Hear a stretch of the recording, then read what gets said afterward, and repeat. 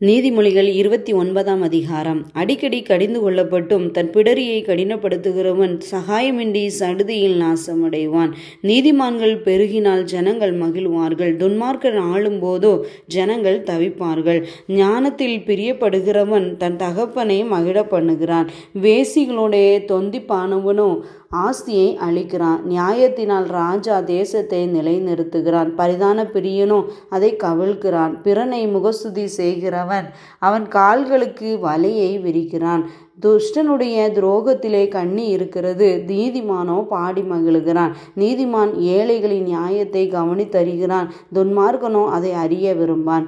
பரிகாசக்காரர் பட்டணத்தில் தீக்கொளுத்தி விடுகிறார்கள், ஞானிகளோ குரோதத்தை விலக்குகிறார்கள்.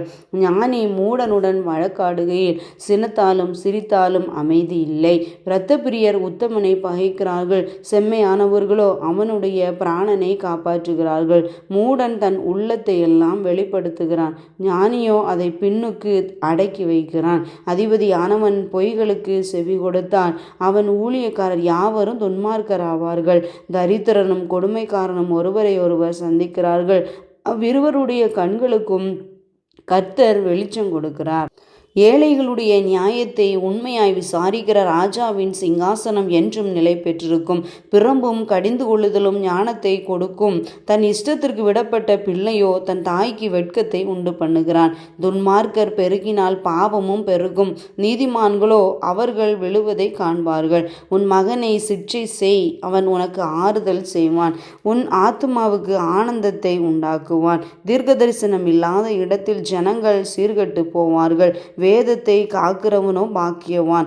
அடிமையானவன் வார்த்தைகளினாலே அடங்கான், அவைகளை அவன் அறிந்தாலும் உத்தரவு கொடான். தன் வார்த்தைகளில் பதறுகிற மனுஷனை கண்டாயானால் அவனை நம்புவதை பார்க்கிலும் மூடனை நம்பலாம். ஒருவன் தன் அடிமையை சிறு பிராயம் முதல் இளக்காரமாய் வளர்த்தால் முடிவிலே அவன் தன்னை புத்திரனாக பாராட்டுவான். கோபக்காரன் வழக்கை கொழுவுகிறான், மூர்க்கன் பெரும்பாதகன்.